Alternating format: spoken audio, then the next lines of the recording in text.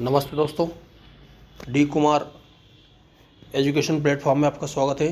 पिछले वीडियो में हमने क्लास 6 एमपी बोर्ड की बुक्स का पहले अध्याय का अध्ययन किया था।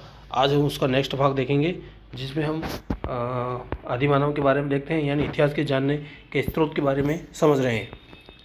और जिसमें हमने इतिहास के 2 वर्गों में बांटा गया था, पुरातत्व स्रोत और साहित्यिक स्रोत। यानी कि खुदाई के समय जो अवशेष मिले हैं वो क्या क्या है, उनके बारे में अध्ययन कर रहे थे। जिसमें थे काल के औजार, जीवाश्म, पात्र, भोजपत्र, आभूषण, इमारतें, सिक्के, अभिलेख, चित्र, यात्रियों द्वारा लिखे यात्रा विवरण तथा तात्कालिक साहित्य आदि। इन साधनों के इतिहास को जानने के 2 स्रोत हैं। इतिहास के जानने के 2 स्रोत हैं, जिसमें से मुख्य रूप से पुरातत्व स्रोत है और साहित्यिक स्रोत। दोस्तों, मेरा एक छोटा सा प्रयास है, आपको अच्छा लगे तो अधिक से अधिक शेयर कीजिए, लाइक कीजिए और सब्सक्राइब कीजिए। दोस्तों, पहला है शिलालेख। दोस्तों, शिलालेख वह होता है जो पत्थरों को खोदकर लिखी जाती है और जिसमें बातों का उल्लेख होता है। पत्थरों पर खोदकर लिखी गई बातों को शिलालेख कहते हैं। हालांकि आज के ज़माने में जो नेता लोग किसी भवन, बिल्डिंग, ब्रिज का उद्घाटन करते हैं तो उसमें भी शिलालेख होती है, उसका शिलान्यास कहते हैं। और जो पुराने समय में जो शिला पे कुछ चीज़ें लिखी हुई होती हुई उसको शिलालेख कहते हैं। दूसरा आता है भोजपत्र। दोस्तों, भोजपत्र वो होता है एक विशेष प्रकार की छाल का वृक्ष की छाल है, जिस पर प्राचीन ग्रंथ आदि लिखे जाते हैं। भोजपत्र एक वृक्ष की छाल है जिसमें प्राचीन ग्रंथ लिखे जाते हैं, जो कश्मीर वगैरह में पाई जाती है। उस ज़माने में भी कश्मीर वगैरह में थी, आज भी वहीं पे भी, जिसकी छाल पे प्राचीन ग्रंथ लिखे जाते थे। ताड़पत्र की पत्तों का रंग या शाही से लिखी गई बातें वाले पत्र को ताड़पत्र कहते हैं। ताड़पत्र होता है ताड़पत्र के पत्तों पर, जो ताड़पत्र का वृक्ष होता है उसके पत्तों पर रंग या शाही से लिखी गई बातों वाले पत्र को ताड़पत्र कहते हैं। ताड़पत्र भी वही होता है भोजपत्र जैसा, लेकिन भोजपत्र छाल पे होता है और ताड़पत्र पत्तों पे होता है। ताम्रपत्र अगला आता है ताम्रपत्र। ताम्रपत्र तो तांबे से बने हुए जो लगता है इसमें। तांबे के पत्थरों पर खोद कर लिखी गई बातों वाले तांबे के पत्रों को ताम्रपत्र कहते हैं। जैसे भोजपत्र होता है दोस्तों, जैसे शिलालेख होता है, ऐसे ताम्रपत्र होता है। ताम्रपत्र तांबे से बने होते हैं, जिसपे उनके विचार लिखे जाते थे। जीवाश्म, प्राचीन जीव, मनुष्य, जानवरों की हड्डियां जो पाषाण युग में परिवर्तन होना आरंभ हो जाती है। जीवाश्म होता है दोस्तों, जीवाश्म ईंधन का नाम भी आपने सुना होगा, जो धरती के अंदर से निकलते हैं। उस ज़माने में भी जीवाश्म होते थे, जो प्राचीन जीव, मनुष्य, जानवरों की हड्डियों जो वर्तमान में अभी निकल रही हैं, उससे पता लगा जाता है कि इतिहास कितने साल पुराना है। आगे बढ़ते हैं दोस्तों। अधिकांश अभिलेख संस्कृत, प्राकृत, पाली एवं तमिल भाषा में हैं और ब्राह्मी लिपि में लिखे गए हैं, इसलिए इन्हें सभी लोगों के लिए पढ़ना कठिन है। लेकिन कुछ लिपिशास्त्री, पुरातत्ववेत्ता इन्हें पढ़ लेते हैं। पुरातत्ववेत्ता कैसे कहते हैं? वे व्यक्ति जो पुरानी वस्तुओं, स्थलों की खोज करते हैं और उनके बारे में सही तथ्यों का पता लगाते हैं। दोस्तों, इम्पोर्टेंट पॉइंट है, बहुत सारे लोग समझते हैं कि ये शब्द क्या है। पुरातत्ववेत्ता वे व्यक्ति जो पुरानी वस्तुओं, स्थलों की खोज करते हैं और उनके बारे में सही तथ्यों का पता लगाते हैं, पुरातत्ववेत्ता कहलाते हैं।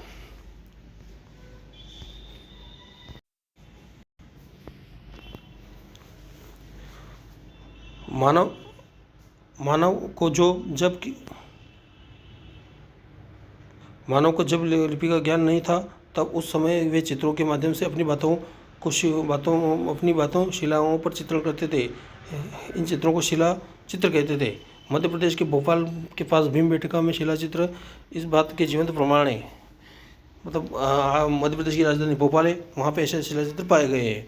शिलाचित्र भारत के विभिन्न भागों में मिलते हैं। भीमबेटका विश्व का सबसे बड़ा शिलाचित्र है, जिसकी खोज पद्मश्री श्री वी वाणकर के द्वारा की गई। इस स्थल को विश्व की धरोहर की सूची में सम्मिलित किया गया है। दोस्तों, भीमबेटका के बारे में बताया गया है। भीमबेटका की खोज वी वाणकर ने की थी, जो विश्व का सबसे बड़ा शैलचित्र है। ये कंपटीशन में पूछा जाता है हमेशा। क्या आप जानते हैं कि भारत में लगभग 3/4 शैल चित्र मध्य प्रदेश के विंध्याचल और सतपुड़ा की पहाड़ियों में है। ये दोस्तों शैल चित्र है जिसमें मिट्टी के बर्तन बताए गए हैं, जिसमें मिट्टी के बर्तन बताई गई है, मिट्टी की मूर्तियाँ हैं, मोहर है और आदि औजार भी हैं इसमें, जैसे पत्थरों के औजार हैं और अन्य वस्तु हैं। शिक्षण संकेत उपरोक्त चित्रों को देखकर बच्चों को अनुमान लगाने को कहें कि वे वस्तुएं प्राचीन काल में मनुष्य के किस काम आती थी। दोस्तों ये बच्चे आज के युग के बच्चे सभी अनुमान आसानी से लगा सकते हैं कि ये चित्र किस काम के लिए आते हैं। भवन तथा अन्य स्रोत मानव के गणितीय ज्ञान तथा स्थापत्य कला के विकास की कहानी से परिचय कराते हैं। साहित्यिक स्रोत तत्कालीन समय की विभिन्न बातों पर प्रकाश डालते हैं। प्राचीन समय से ग्रंथ ऐसे वेद, पुराण, रामायण, महाभारत, संगम साहित्य और त्रिपिटक आदि इस समय के समाज, नगरों और रीति रिवाजों, संस्कृति के बारे में प्रकाश डालते हैं। प्राचीन काल के भवन, महल, मंदिर, मस्जिद, चर्च, किले, बावड़ी आदि हमेशा उस समय की कला, संस्कृति, समृद्धि, धार्मिक, सामाजिक, राजनीतिक स्थिति की जानकारी देते हैं। यूनानी यात्री मेगन स्थित चीनी यात्री ह्वेनसांग वुहान तथा इत्सिगिंग को अन्य देशों की यात्राओं, हमारे देश की यात्रा तथा उनके द्वारा लिखे गए यात्रा विवरण से हमें यह उस समय की सामाजिक, राजनीतिक और आर्थिक स्थिति के बारे में जानकारी मिलती है। इतिहास के समय में भी कुछ विदेशी भारत में आए थे, उनकी संकेत इन अवशेषों के माध्यम से मिलते हैं।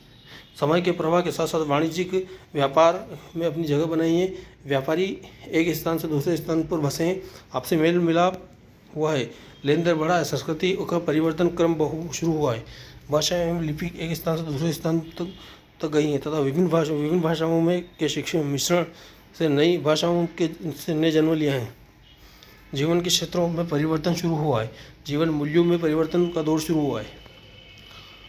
हमें अपने देश की प्राचीन धरोहर की रक्षा करना चाहिए, क्योंकि इन्हीं के आधार पर हमें अपने अतीत की जानकारी मिलती है। प्राचीन धरोहर राष्ट्र की गौरवशाली संस्कृति की परिचायक होती है। दोस्तों, हमें अपने देश की प्राचीन धरोहर की रक्षा करनी चाहिए, क्योंकि उन्हीं के आधार पर हमें अतीत की जानकारी मिलती है। दोस्तों, इम्पोर्टेंट पॉइंट है, बच्चों को यही शिक्षा देनी चाहिए कि हमारी जो धरोहर है वो प्राचीन है तथा उनको रखरखाव, संरक्षण, संवर्धन और सुरक्षा की जिम्मेदारी भी हमारी है और उनसे हमें अतीत की जानकारी मिलती है।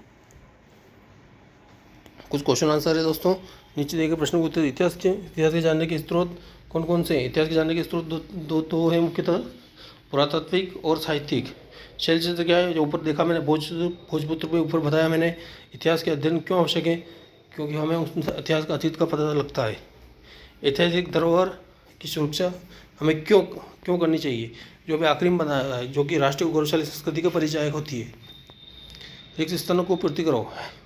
ह्वेनसांग और युहान चीन के यात्री थे दोस्तों। भीमबेटका की खोज अभी बताया मैंने।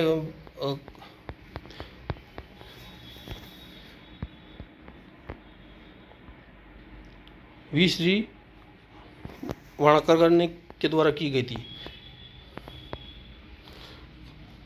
पुरानी वस्तुओं, स्थलों की खोज करने, उनके बारे में सही तथ्यों का पता लगाने को कहते हैं, उनको पुरातत्वविद कहते हैं। सही विकल्प चुनकर लिखिए। ताम्रपत्र लिखे जाते हैं तांबे के पत्तों पर दोस्तों, तांबों के पत्थर पर शिलालेख कहा जाता है। पत्थरों को खोद कर लिखी गई किताबों को खोदकर भोजपत्र पर लिखी गई, पत्थरों को खोद कर लिखी गई है। साहित्य कला से हमें क्या ज्ञान होता है? भवनों का, चित्रों का, औजारों का। स्थापत्य कला से हमें ज्ञान होता है दोस्तों, भवनों का होता है। दोस्तों, प्रोजेक्ट कार्य हैं, इनके बारे में बच्चों को बताना है। इस तरह अपना इतिहास का जो कक्षा 6 का पहला अध्याय है वो समाप्त हुआ है। अगले अध्याय में, दूसरा वीडियो में मिलते हैं दोस्तों। मेरा एक छोटा सा प्रयास है, आपको अच्छा लगे तो अधिक से अधिक शेयर कीजिए, लाइक कीजिए और सब्सक्राइब कीजिए। धन्यवाद दोस्तों।